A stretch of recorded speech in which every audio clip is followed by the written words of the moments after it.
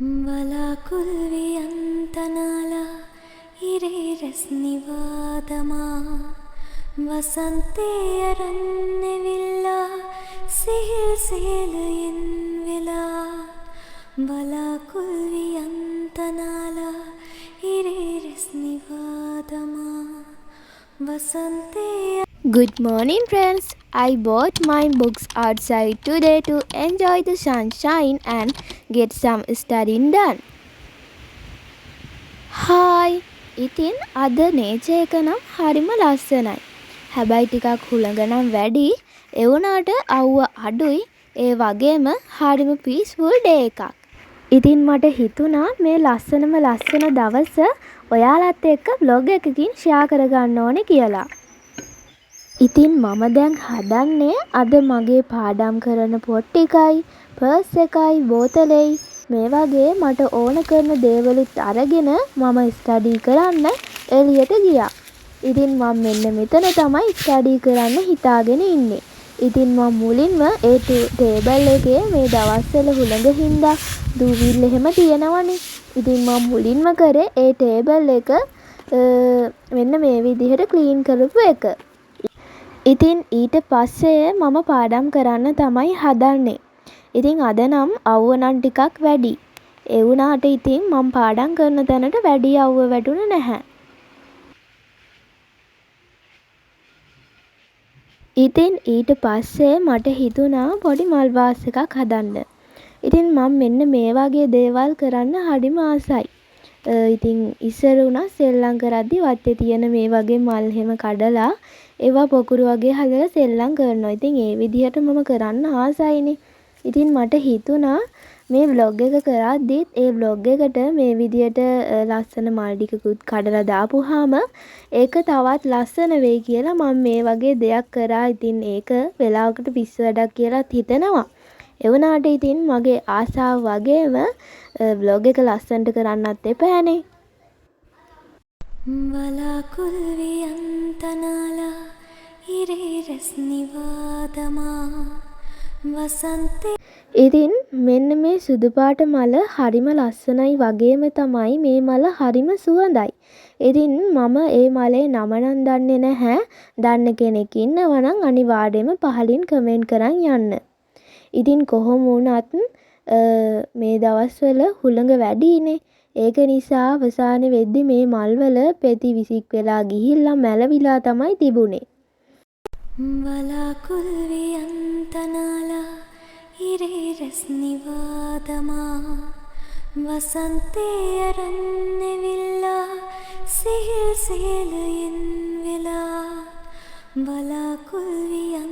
ඉතින් මේ තියෙන්නේ මම පාඩම් කරන තැන ඉස්සරහා තියෙන view එක. ඉතින් ඊට පස්සේ මම මගේ to do list එක හදාගත්තා. ඉතින් අනිවාර්යයෙන්ම දවස පටන් ගන්න කලින් ඒ දවසේ මොනවද කරන්න කියලා අනිවාර්යයෙන්ම plan එකක් ගහගන්න ඕනේනේ. වලාකුල්වියන්තනාලා ඉරේ රැස්නිවාදමා වසන්තේ අරන්නෙවිල්ලා සිහිල් සියලයෙන්. ඉතින් හැමදාම අපි කරන්නේ ගේ ඇතුළට වෙලා මේසෙට වෙලා ස්ටඩි කරන එකනේ. ඉතින් ඇත්තටම ඊට වැඩිය මේ විදිහට එළියට ඇවිල්ලා පාඩම් කරන එක ගොඩක් හොඳයි. ඉතින් ගොඩක්ම අර ඇඟට දාඩිය හැම වැටුනහම පාඩම් කරන්න අමාරුයිනේ. හැබැයි ඉතින් එළියට ආපුවාම හුළඟක් තියෙන හින්දා එච්චර දාඩියකුත් නැහැ. ඒ වගේම වැඩි අවුව නැති තැනකුත් තෝරගන්න පුළුවන් නම් ගොඩක් හොඳයි.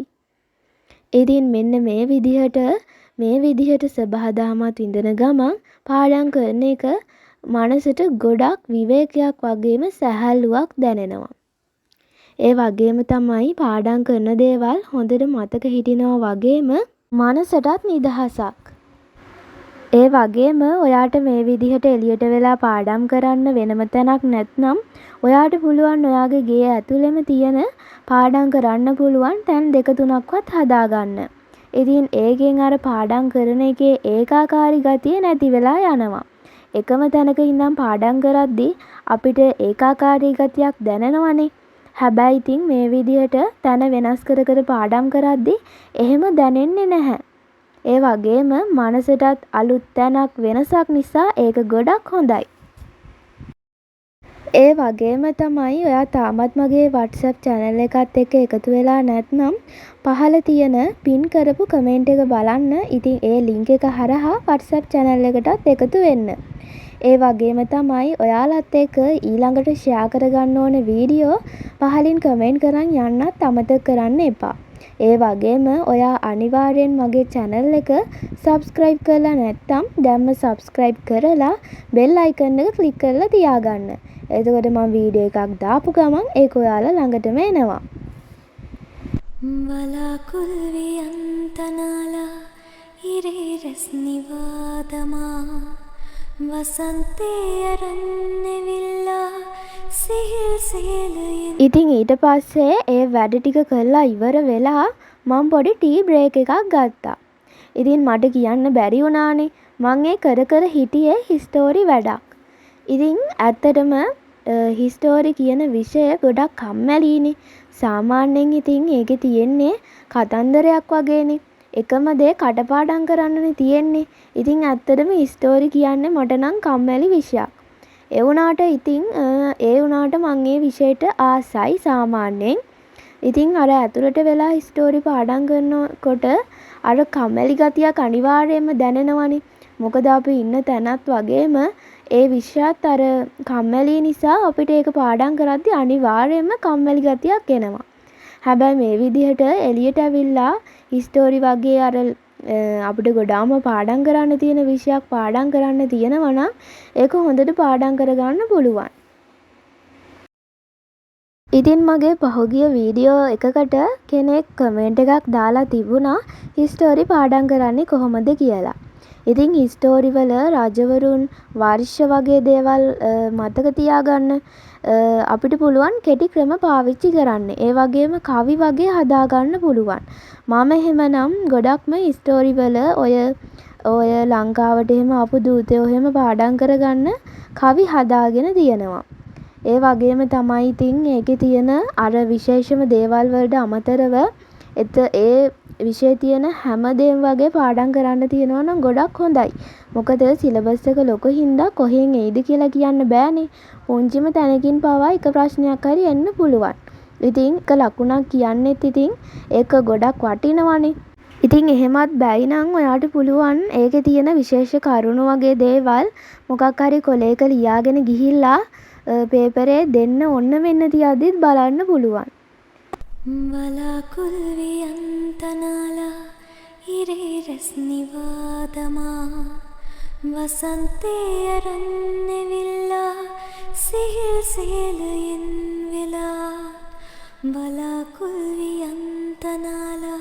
අනිත් එක ගොඩක් ඔය දවල්ට එහෙම පාඩම් කරන්න කම්මැලි අයට ගොඩක් කරන්න පුළුවන් දෙයක් තමයි මේ විදිහට එළියට ඇවිල්ලා පාඩම් කරන එක. ඉතින් එතකොට අර මං ඉස්සෙල්ලා කිව්වා වගේ ඇඟට දාඩිය දාන්නෙත් නැහැනේ. ඒක නිසා අර හුලං වැඩි පාඩම් කරන්නත් පුළුවන්. ඒක නිසා දවල්ට ඔයාට පාඩම් කරන්න බැයි නම් හැබැයි මොකක් හරි එක්සෑම් එකක් ළඟටම ඇවිල්ලා තියෙනවා නම් ඔයාට පුළුවන් මේ විදිහට එළියට ඇවිල්ලා දවල්ට පාඩම් කරන්න. වලාකුල් වියන්තනාලා ඉරේ රස්නිවාදමා වසන්තේ අරන්නවිල්ලා සිහිල් සිහිලයෙන් වෙලා වලාකුල් වියන්තනාලා ඉරේ රස්නිවාදමා වසන්තේ අරන්නවිල්ලා සිහිල් සිහිලයෙන් වෙලා. ඉතින් දැන් නම් මම මේ vlog එක නවත්තන්න තමයි හදන්නේ. ඉතින් ආයෙත් අලුත් වීඩියෝ එකකින් හම්බෙමුකෝ.